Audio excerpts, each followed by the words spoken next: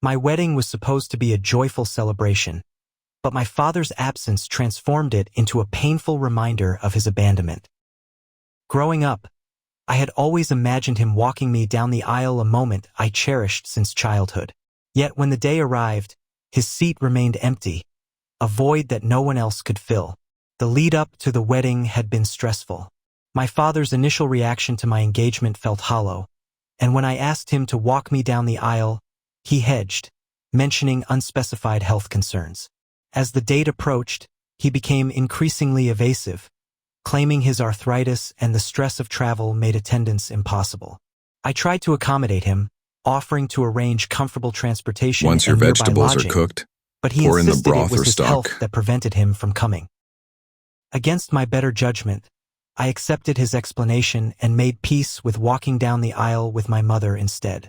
The betrayal came days later when I discovered social media photos of my father enjoying a lavish beach vacation with his new wife, Rebecca, and her daughter, Sophie. He was healthy enough to sail, hike, and dine at upscale restaurants during the exact weekend of my ceremony.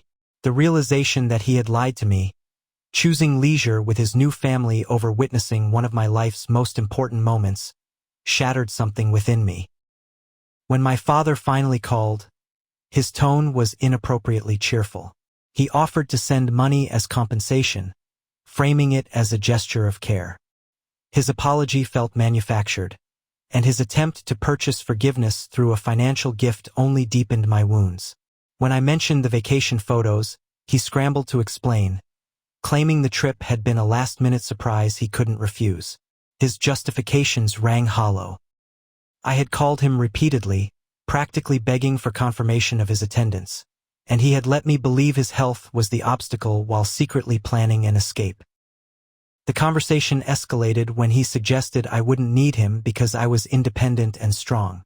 He twisted my greatest qualities into excuses for his neglect, implying that my self-reliance meant I didn't require his presence or support. This dismissal felt like a final rejection. He had redefined my strengths as reasons to abandon me. A check arrived days later in a generic greeting card, accompanied by no personal note or heartfelt apology. To me, it represented a bribe rather than a sincere gesture of reconciliation. I returned it with a measured letter explaining that what I needed wasn't money but his presence, support, and honesty. Sending that letter felt like reclaiming a portion of my power. When word of the situation spread within my family, my father responded by playing the victim. He accused me of airing private grievances and turning relatives against him. However, when relatives learned the truth, they largely supported me and expressed their own observations of how he had consistently prioritized his new family over me. I stood firm in my position that accountability was necessary, refusing to protect his reputation at the expense of my own healing. My father eventually appeared at my door unannounced, appearing smaller and more vulnerable than I remembered. His apology was rehearsed, and he quickly fell back into justifying his behavior by blaming the stress of blending families and Rebecca's pressure. When I confronted him about the pattern of abandonment spanning years, he refused to take genuine responsibility, instead claiming he had done his best and that I was treating him like a villain.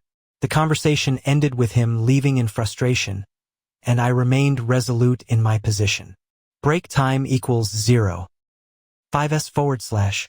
My father's wife then reached out, suggesting I should feel grateful for his attempts at reconciliation. Her message felt manipulative and lacking in empathy.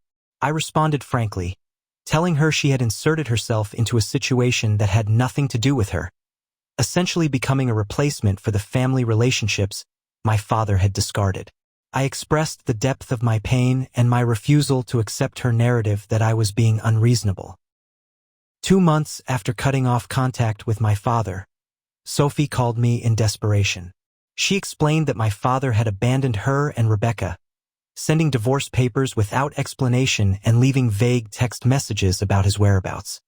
His pattern of desertion had repeated, now directed at the very family he had chosen over me. When Sophie sought comfort and understanding, I found myself unable to offer sympathy. The irony was bitter. He had finally done to them what he had done to me years before. I told her she should have seen it coming, that his unreliability was consistent and predictable. I reminded her that she had spent time as his stepdaughter playing at being his family, just as I had spent years hoping he would choose me. I ended the call, feeling a strange combination of vindication and exhaustion. My husband, David, supported me through every stage of this ordeal without judgment. He understood that I had reached my limit and that prioritizing my own well-being meant severing ties with someone who had repeatedly shown me where his priorities lay. The weight I had carried for so long finally began to lift as I accepted that I could not change my father or force him to be the person I had always hoped he would be. All I could do was protect myself from further hurt by establishing firm boundaries I was no longer willing to compromise.